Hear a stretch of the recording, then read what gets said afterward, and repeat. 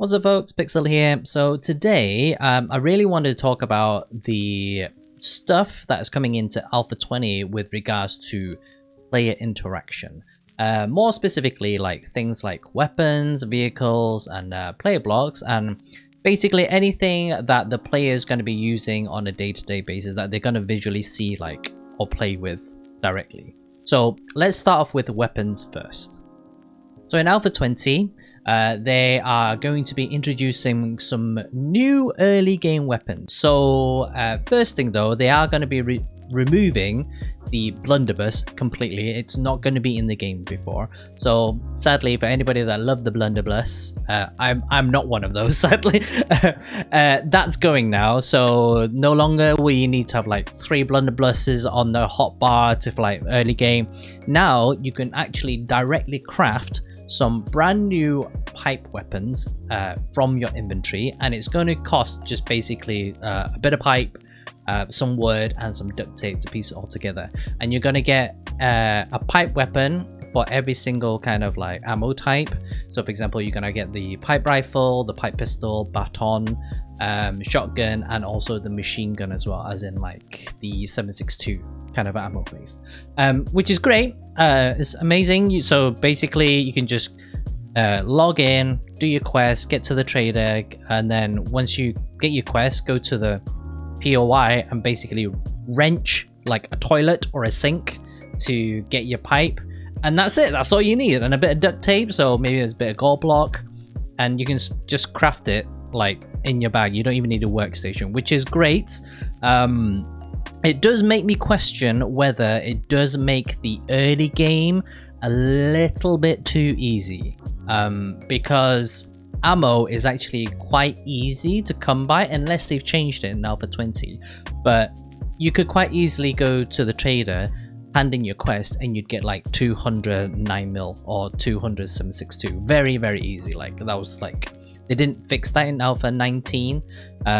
So yeah, so ammo I think is going to be quite easy to come by, and the early game is going to be quite easy. However, without playing it, we'll see how it goes. They might tune the ammo and all that kind of stuff to balance it out. But yeah, overall, new early game weapons. Not only that, they have actually taken some existing weapons and they've also reskinned them as well to give them a more apocalyptic, gringy kind of look. So for example, like the chainsaw, for example, now says something on the side and it's covered in blood and looks a little bit more grimy, but the textures look way cleaner than what the current chainsaw looks like as well. And not only that, they've updated like the shotgun and all that kind of stuff, just to give it a little bit more like piecemeal kind of gun, if you like, a little bit more, you know, piece to get. I can't really describe it, but basically not a clean gun is what I'm calling it. But yeah, so early game is going to look great, new weapons, and the skins for the new guns look amazing too, so definitely gives it a little bit of a modern touch to the weaponry side. Vehicles are also getting some quality of life improvements as well, so now you can mod them to your heart's content. So they're going to be adding some extra mods for most of the vehicles. So you'll be having things like fuel efficiency mods, extra seat mod. There'll also be an option to adding like a supercharger, like NOS kind of thing. I don't know how that's going to work, but it should be quite interesting. And most importantly, you can now add dyes to your cars. So no longer, if you're on a server, will you be confused if, you know, whose cars who, you know, when 4 of you drive to a POI in your truck and you kind of go, which truck's mine, or picking up the wrong bike.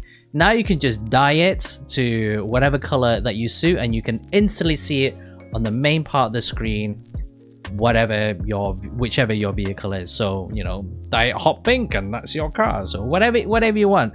I think functionally they're not going to be changing that much, however, so they haven't mentioned that the bike is going to be increasing or decreasing capacity, space, you know, or the truck either, and nothing kind of additionally in regards to other aesthetics.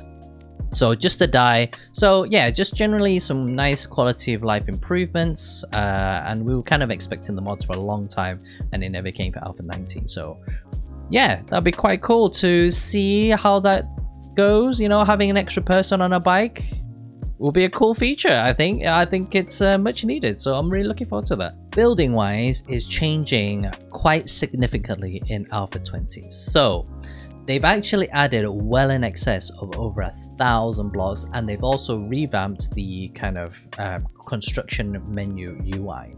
So just to give a bit of context and background, if you had like a wood frame, you would press R and you would get like a list of blocks, right? And you would see them all at once, and you'd take your time to kind of look at which blocks you want, right?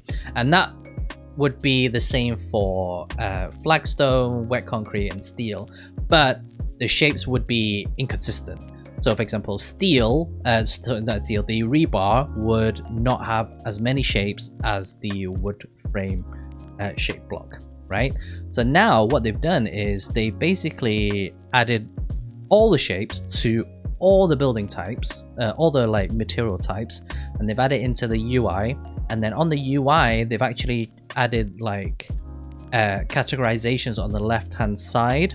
So now you can actually click on, you know, say you want primitive blocks, or maybe say you want stairs or anything like that. You can basically click on the categorization and then you get your list of options that way.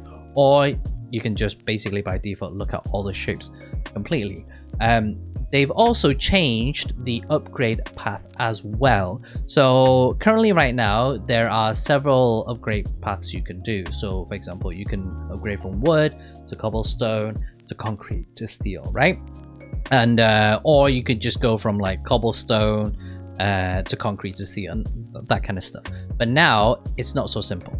They've added a particle board, and now it basically is very linear. So you have wood, stone, concrete, steel, and that's it. So it's basically like four layers, right?